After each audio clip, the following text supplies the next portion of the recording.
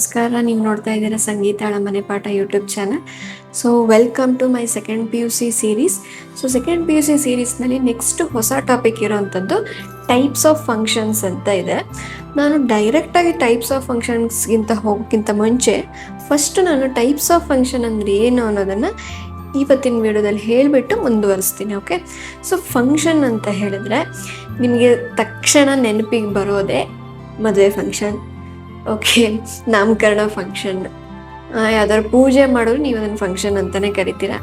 So ಇದು ಮ್ಯಾಥ್ಸ್ನಲ್ಲಿ ಆ ರೀತಿ ಅಲ್ಲ, ಓಕೆ, ಆ ಅರ್ಥನ ಕೊಡಲ್ಲ. ಸೊ ನಿಮಗೆ ಮೋಸ್ಟ್ಲಿ ಕಲಿತಾ ಗೊತ್ತಾಗ್ಬೋದು ಅನಿಸುತ್ತೆ ಫಂಕ್ಷನ್ ಅಂತ ಹೆಸರು ಯಾಕೆ ಇಟ್ಟಿದ್ದಾರೆ ಅಂತ ಹೇಳಿಬಿಟ್ಟು.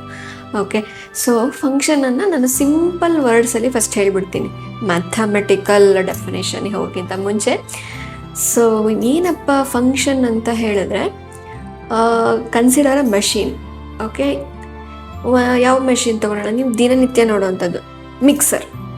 ಓಕೆ, ಮಿಕ್ಸಿನ ತೊಗೊಳ್ಳೋಣ. ನೀವು ದಿನ ಮನೇಲಿ ಅಮ್ಮ ಯೂಸ್ ಮಾಡೋದನ್ನು ನೋಡಿರ್ತೀರ, ಅಥವಾ ನೀವು ಒಂದಲ್ಲ ಒಂದು ದಿವಸ ಅಮ್ಮನ ಆ್ಯಬ್ಸೆನ್ಸಲ್ಲಿ ನೀವು ಅದನ್ನು ಯೂಸ್ ಮಾಡಿರ್ಬೋದು. ಸೊ ಯೂಸ್ ಮಾಡೋದಕ್ಕಿಂತ ಮುಂಚೆ ನಾವೇನೆಲ್ಲ ತಯಾರಿ ಮಾಡ್ಕೊತೀವಿ ಹೇಳಿ? ಸೊ ಏನೋ ಒಂದು ಸಾಂಬಾರಿಗೆ ಮಸಾಲೆ ರುಬ್ಬಬೇಕು ಅಂತ ಹೇಳಿದ್ರೆ ಅದಕ್ಕೊಂದಷ್ಟು ರಾ ಐಟಮ್ಸನ್ನು ಪ್ರಿಪೇರ್ ಮಾಡ್ಕೊತೀವಿ. ಫಾರ್ ಎಕ್ಸಾಂಪಲ್ ಕಾಯಿ, ಹುಣಸೆ ಹಣ್ಣು, ಅದೇ ರೀತಿ ಸಾಂಬಾರ್ ಪೌಡರ್, ಎಕ್ಸ್ಟ್ರಾ ಮೆಣಸು, ಓಕೆ, ಖಾರ ಜಾಸ್ತಿ ಬೇಕಾದ್ರೆ. ಸೊ ಹೀಗೆಲ್ಲ ರಾ ಮೆಟೀರಿಯಲ್ಸನ್ನು ಪ್ರಿಪೇರ್ ಮಾಡ್ಕೊತೀವಲ್ವಾ? ಸೊ ಇದನ್ನು ನಾನು ಇನ್ಪುಟ್ ಅಂತ ಕರಿತೀನಿ. ಓಕೆ, ನಿಮಗೆ ಮ್ಯಾಥ್ಸ್ನಲ್ಲಿ ಅರ್ಥ ಮಾಡಿಸೋದಕ್ಕೋಸ್ಕರ. ಸೊ ಈ ರಾ ಮೆಟೀರಿಯಲ್ಸ್ ನಾನೇನು ಯೂಸ್ ಮಾಡಿದ್ನಲ್ವಾ, ಆ ರಾ ಮೆಟೀರಿಯಲ್ಸ್ ಪ್ರಿಪ್ರೇಷನ್ನೇ ನಾನು ಇನ್ಪುಟ್ ಅಂತ ಕರಿತೀನಿ. ಅದನ್ನು ನಾವು ಮಿಕ್ಸಿಗೆ ಹಾಕ್ತೀವಿ. So that is the process. ಅಲ್ಲೇನು ಗ್ರೈಂಡ್ ಆಗಿ ಬರುತ್ತಲ್ಲ, for me that is a process. So ಅದರ ನೆಕ್ಸ್ಟ್ ಏನಾಗುತ್ತೆ, ಒಂದು ಕಂಪ್ಲೀಟ್ ಒಂದು ಮಿಕ್ಸ್ಚರ್ ಆಗಿ, ಅವಾಗೆಲ್ಲ ರಾ ಮೆಟೀರಿಯಲ್ ಸಪ್ರೇಟ್ ಆಗಿತ್ತು, ಇಲ್ಲೇನಾಯಿತು ಎಲ್ಲ ಒಂದಾಗಿ ಒಂದು ಮಿಕ್ಸ್ಚರ್ ಅಥವಾ ಒಂದು ಮಿಶ್ರಣ ಆಗಿ ತಯಾರಾಗುತ್ತೆ. ಅರ್ಥ ಆಗ್ತಾ ಇದೆ? ಸೊ ಇದೇ ಫಂಕ್ಷನ್. ಸೊ ಏನೋ ಒಂದು ನಾವು ಎಲಿಮೆಂಟ್ಸನ್ನು ಕನ್ಸಿಡರ್ ಮಾಡ್ತೀವಿ, ಮಧ್ಯ ಯಾವುದೋ ಒಂದು ಪ್ರೊಸೆಸನ್ನು ಕೊಟ್ಟಿರ್ತಾರೆ, ಆ ಪ್ರೊಸೆಸ್ಸಿಗೆ ಆ ಇನ್ಪುಟನ್ನು ಅಪ್ಲೈ ಮಾಡಿದಾಗ ನಿಮಗೆ ಇನ್ನೊಂದು ಔಟ್ಪುಟ್ ಬರುತ್ತೆ. ಸೊ ಇದೇ ಫಂಕ್ಷನ್. ಓಕೆ, ತುಂಬ ಸಿಂಪಲ್ಲಾಗಿ ನಿಮಗೆ ಮನೇಲಿ ನಡೆಯುವಂಥ ಎಕ್ಸಾಂಪಲ್ ಕೊಟ್ಟು ಹೇಳಿದ್ದೀನಿ. ಐ ಥಿಂಕ್ ಇದು ನಿಮ್ಗೆ ಇಷ್ಟ ಆಯಿತು ಅಂತ ಅನ್ಕೋತೀನಿ. ಇಷ್ಟ ಅನ್ನೋದಕ್ಕಿಂತ ಅರ್ಥ ಆಯ್ತಾ ಅಂತ ಅನ್ಕೋತೀನಿ. Okay, so let us move on to the mathematical definition. Okay, so ನಾವು ಫಂಕ್ಷನನ್ನು ಡಿಫೈನ್ ಮಾಡಬೇಕಾದ್ರೆ ಎಫ್ ಅನ್ನೋ ಒಂದು ಸ್ಮಾಲ್ ಲೆಟರ್ ಎಫ್, ಈ ಒಂದು ರೆಪ್ರೆಸೆಂಟೇಷನಿಂದ ಕಂಟಿನ್ಯೂ ಮಾಡ್ತೀವಿ. ಒಂದು ಫಂಕ್ಷನ್ ಇರುತ್ತೆ ಎಫ್ ಅನ್ನೋದು. ಇಲ್ಲಿ ನೀವು ಯಾವುದೇ ಫಂಕ್ಷನನ್ನು ಹೇಳಬೇಕು ಅಂತೇಳಿದ್ರೆ ಇನ್ಪುಟ್ ಔಟ್ಪುಟ್ ಬೇಕಲ್ವಾ? ಸೊ ಅದಕ್ಕೋಸ್ಕರ ಯಾವುದೋ ಒಂದು ನಾನು ಜನರಲ್ ಆಗಿ ತೊಗೊತೀನಿ. ಈ ಥರ X will relate to Y and give some output ಅಂತ ಹೇಳಿದ್ರೆ ಇನ್ಪುಟ್ ಇದರಲ್ಲಿ ಇರುತ್ತೆ, ಔಟ್ಪುಟ್ ಇಲ್ಲಿ ಬಂದಿರುತ್ತೆ. ಸೊ ಎಕ್ಸಲ್ಲಿ ಔಟ್ಪುಟ್ ಇನ್ಪುಟ್ ತೊಗೊಂಡಿದ್ರೆ ವೈಯಲ್ಲಿ ಔಟ್ಪುಟ್ ಬಂದಿರುತ್ತೆ. ಸೊ ಈ ರೀತಿಯಾಗಿರುತ್ತೆ. ಸೊ ನಮಗೆ ಯೂಶ್ವಲಿ ಫಸ್ಟ್ ನಿಮಗೆ ಎಕ್ಸ್ಪ್ಲೈನ್ ಮಾಡಬೇಕಾದ್ರೆ ಈ ಥರ ಡಯಾಗ್ರಾಮನ್ನು ಬಿಡಿಸಿ, ಕೆಲವು ನಾನಿಲ್ಲಿ ಎಕ್ಸ್ ಅಂತ ತೊಗೊಂಡಿದ್ದೀನಲ್ಲ, ಎಕ್ಸ್ ಮತ್ತು ವೈ ಸೆಟ್ ಅಂತ, ಇದು set actually. Okay, so set ಅಂತ ತಗೊಳ್ತೀವಿ. ಓಕೆ, ಇಲ್ಲಿ ನಾನು ಫ್ಯೂ ಎಲಿಮೆಂಟ್ಸನ್ನು ತಗೊಳ್ತೀನಿ. ಸೊ ರಿಲೇಷನ್ ಏನಿದೆ ಅನ್ನೋದನ್ನ ಆಮೇಲೆ ನೋಡೋಣ, ನಿಮಗೆ ಅರ್ಥ ಆಗೋದಕ್ಕೋಸ್ಕರ ನಾನು ಹೇಳ್ತಾ ಇದ್ದೀನಿ. ಓಕೆ, ಇಲ್ಲಿ ಒನ್ ಎಗೆ ರಿಲೇಟ್ ಆಗಿದೆ, 2 ಬಿಗೆ ರಿಲೇಟ್ ಆಗಿದೆ, ಅದೇ ರೀತಿ 3 4ಗೆ ರಿಲೇಟ್ ಆಗಿದೆ. ಫಂಕ್ಷನ್ನಲ್ಲಿ ನಮಗೆ ಯಾವುದೇ ಈ ಒಂದು ಎಲಿಮೆಂಟು ಇನ್ನೊಂದು ಎಲಿಮೆಂಟಿನ ಇನ್ನೊಂದು ಸೆಟ್ಟಿನ ಎಲಿಮೆಂಟಿಗೆ 2 ಟೈಮ್ಸ್ ರಿಲೇಟ್ ಆಗಲ್ಲ. ಓಕೆ, 2 ಟೈಮ್ಸ್ ರಿಲೇಟ್ ಆಗಲ್ಲ. ಸೊ ಈ ರೀತಿ ನಾವು ಬರೆಯೋದಕ್ಕೆ ಬರಲ್ಲ. ಸೊ ನೀವು ಜಸ್ಟ್ ಒಂದು element, one element of set X should be related to one element of Y. Okay, ಇಷ್ಟೇ ಸಿಂಪಲ್ ಆಗಿ ನೆನ್ಪಿಟ್ಕೊಳ್ಳಿ. ನಿಮಗೆ ಪ್ರಾಪರ್ ಡೆಫಿನೇಷನನ್ನು ನಾನು ಸ್ಕ್ರೀನ್ ಮೇಲೆ ಡಿಸ್ಪ್ಲೇ ಮಾಡ್ತಾ ಹೋಗ್ತೀನಿ. ಓಕೆ, ನಿಮ್ಗೆ ಅರ್ಥ ಆಗಿದ್ರೆ ಸಾಕು, ಡೆಫಿನೇಷನ್ ನಿಮಗೆ ಆಟೋಮ್ಯಾಟಿಕ್ ಆಗಿ ಬಂದ್ಬಿಡತ್ತೆ. ಓಕೆ, ಸೊ ನಾವು let us move on to our actual topic in the second PUC, types of functions.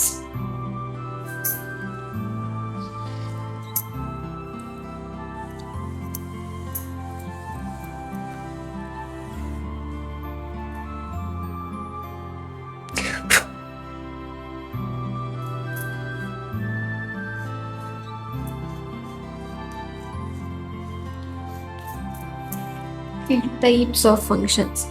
ಈ ಟೈಪ್ಸ್ ಆಫ್ ಫಂಕ್ಷನ್ಸ್ ಅಲ್ಲಿ ನಮಗೆ 3 ಟೈಪ್ಸ್ ಆಫ್ ಫಂಕ್ಷನ್ಸ್ ಅನ್ನ ನಾವು ಮೇಜರ್ ಆಗಿ ನೋಡ್ತೀವಿ. ಫಸ್ಟ್ ಒನ್,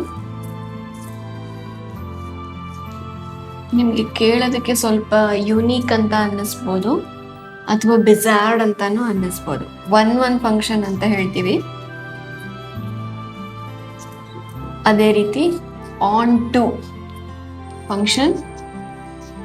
ಅದೇ ರೀತಿ ನಾವು ರಿಲೇಷನ್ ಅಲ್ಲಿ ನೋಡ್ತಾ ಇದ್ವಲ್ವಾ, ಈಕ್ವಿವೆಲೆನ್ಸ್ ರಿಲೇಷನ್ ಅಂತ, ಅಲ್ಲಿ 3 ಸೇರ್ಕೊಂಡು ಬರ್ತಿತ್ತು, ಇಲ್ಲಿ 2 ಸೇರ್ಕೊಂಡು ನಾವು ಬೈಜೆಕ್ಟಿವ್ ಫಂಕ್ಷನ್ ಅಂತ ಹೇಳ್ತೀವಿ.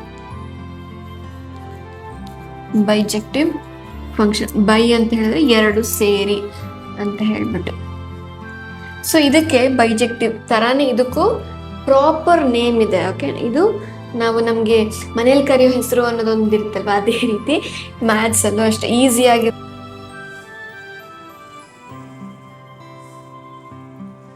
ಸೊ ಒನ್ನ ನಾವು ಇಂಜೆಕ್ಟಿವ್ ಫಂಕ್ಷನ್ ಅಂತಾನು ಹೇಳ್ತೀವಿ. ಇದು ಒನ್ ಮೋರ್ ನೇಮ್, ಇಂಜೆಕ್ಟಿವ್ ಫಂಕ್ಷನ್. ಅದೇ ರೀತಿ ಆನ್ ಟು ಫಂಕ್ಷನ್ ಅನ್ನ ಸರ್ಜೆಕ್ಟಿವ್ ಫಂಕ್ಷನ್ ಅಂತ ಹೇಳ್ತೀವಿ. ಓಕೆ, ಒನ್ ಅಂದ್ರೂ ಒಂದೇ, ಇಂಜೆಕ್ಟಿವ್ ಅಂತ ಹೇಳಿದ್ರು ಒಂದೇ, ಆನ್ ಟು ಅಂದ್ರೂ ಒಂದೇ, ಸರ್ಜೆಕ್ಟಿವ್ ಫಂಕ್ಷನ್ ಅಂತ ಹೇಳಿದ್ರು ಒಂದೇ. ಒನ್ ಫಂಕ್ಷನ್ ಅಂತ ಹೇಳಿದ್ರೆ ನಾನು ವಾಟ್ ಈಸ್ ಎ ಫಂಕ್ಷನ್ ಅಂತ ಹೇಳ್ಬೇಕಾದ್ರೆ ಅದರ ಡೆಫಿನೇಷನ್ ಅನ್ನು ಡಿರೈವ್ ಮಾಡಿದ್ದೆ ಅಲ್ವಾ. ಸೊ ಹೇಗೆ ಇಲ್ಲೂ ಅಷ್ಟೇ, F X to Y. Okay, F is a function, X and Y are the set. So F from X to Y ಈ ಸೆಟ್ ಟು ಬಿ ಒನ್ ಅಂತ ಹೇಳಿದ್ರೆ, ಸೊ ಡಿಸ್ಟಿಂಕ್ಟ್ ಆಗಿ ಇರಬೇಕು ಎಲಿಮೆಂಟ್ಸು. ಯಾವುದ್ರಲ್ಲಿ? ಎಕ್ಸ್ ಅಲ್ಲಿ. ಓಕೆ, ಅದೇ ರೀತಿ ವೈಯಲ್ಲೂ ಕೂಡ ಡಿಸ್ಟಿಂಕ್ಟ್ ಎಲಿಮೆಂಟ್ಸಿಗೆ ಅದು ಮ್ಯಾಪ್ ಆಗಿರಬೇಕು ಅಥವಾ ರಿಲೇಟ್ ಆಗಿರಬೇಕು ಅಂತ ವರ್ಡನ್ನು ಕೂಡ ಬಳಸ್ತೀವಿ ನಾವು. ಸೊ ಇದರ ಪ್ರಾಪರ್ ಡೆಫಿನೇಷನ್ ಅಂತ ಹೇಳಿದ್ರೆ ನಾನು ಹೇಳಿದ್ನಲ್ವಾ, ಎಕ್ಸ್ ಆರ್ ಡಿಸ್ಟಿಂಕ್ಟ್. ಓಕೆ, ಇದು ನೆನಪಿಟ್ಕೊಳ್ಳೋವಂಥ ಪಾಯಿಂಟ್ ನಾನು ಬೋರ್ಡ್ ಮೇಲೆ ಬರೀತಾ ಇದ್ದೀನಿ, ನಿಮಗೆ ಪ್ರಾಪರ್ ಡೆಫಿನೇಷನ್ ಸ್ಕ್ರೀನ್ ಮೇಲೆ ಬರುತ್ತೆ. ಸೊ ಫಾರ್ ಎವ್ರಿ ಅಂತ ಹೇಳೋದಕ್ಕೆ ನಾವು ಈ ಸಿಂಬಲ್ ಅನ್ನ ಬಳಸ್ತೀವಿ. Okay, for every x1, x2 belongs to X ಅಂತ ತಗೊಂಡ್ರೆ ಇಲ್ಲಿ ಫಂಕ್ಷನ್ f1 ಈಕ್ವಲ್ಸ್ f2 ಆಗಬೇಕು. ಸೊ ದಟ್ ಇಂಪ್ಲೈಸ್ ಏನಾಗುತ್ತೆ, x1 ಈಕ್ವಲ್ಸ್ x2 ಆಗಬೇಕು. ಸೊ ಈ ಥರ ಒಂದು ಯಾವುದೇ ರಿಲೇಷನ್ನು ಈ ಪರ್ಟಿಕ್ಯುಲರ್ ಪ್ರಾಪರ್ಟಿನ ಸ್ಯಾಟಿಸ್ಫೈ ಮಾಡ್ತು ಅಂತ ಹೇಳಿದ್ರೆ ನಾವು ಅದನ್ನು ಒನ್ ಫಂಕ್ಷನ್ ಅಂತ ಹೇಳ್ತೀವಿ. ಸೊ ಇದು ಹೇಗಾಗುತ್ತೆ ಅನ್ನೋದು ಫ್ಯೂ ಎಕ್ಸಾಂಪಲ್ ಸಾಲ್ವ್ ಮಾಡಿದ್ರೆ ನಿಮ್ಗೆ ಅರ್ಥ ಆಗ್ತಾ ಹೋಗುತ್ತೆ. First you learn the definition. Okay, so ಅದೇ ರೀತಿ ಆನ್ ಟುಗೂ ಕೂಡ ಹಾಗೇನೆ ಎಫ್ ಅನ್ನೋ ಒಂದು ಫಂಕ್ಷನ್ ತಗೊಳ್ತೀನಿ, X from X to Y, X function F from X to Y such that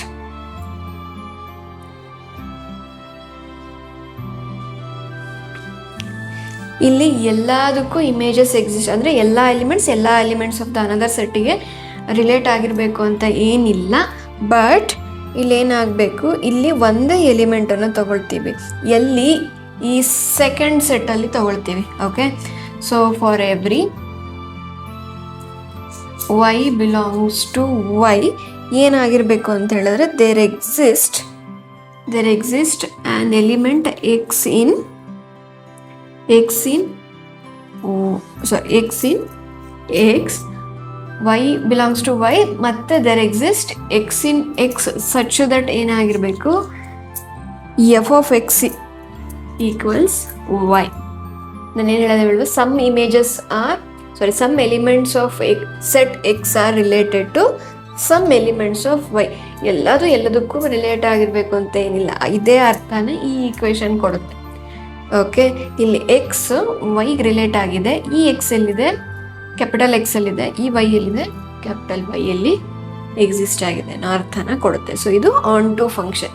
ಯಾವುದೇ ಒಂದು ರಿಲೇಷನ್ ಈ ಥರ ಒಂದು ಕಂಡೀಷನ್ನ ಸ್ಯಾಟಿಸ್ಫೈ ಮಾಡ್ತಾ ಇದೆ ಅಂತ ಹೇಳಿದ್ರೆ ಅದನ್ನು ನಾವು ಆನ್ ಟು ಫಂಕ್ಷನ್ ಅಂತ ಹೇಳ್ತೀವಿ. ಅದೇ ರೀತಿ ನಾನು ಏನು ಹೇಳಿದೆ, 1 ಅಥವಾ ಇಂಜೆಕ್ಟಿವ್ ಪ್ಲಸ್ ಆನ್ ಟು ಎರಡೂ ಪ್ರಾಪರ್ಟಿನ ಅಥವಾ ಎರಡು ಕಂಡೀಷನ್ನನ್ನು ಯಾವುದೇ ಒಂದು ರಿಲೇಷನ್ ಸ್ಯಾಟಿಸ್ಫೈ ಮಾಡಿದ್ರೆ ನಮಗೆ ಸಿಗೋದು ಯಾವುದು? ಬೈಜೆಕ್ಟಿವ್. ಓಕೆ, ಅಷ್ಟೇ. ಈ ಬೈಜೆಕ್ಟಿವ್ನ ನೀವು ಮೆನಿ ಒನ್ ಅಂತಾನು ಹೇಳ್ಬೋದು, ಮೆನಿ.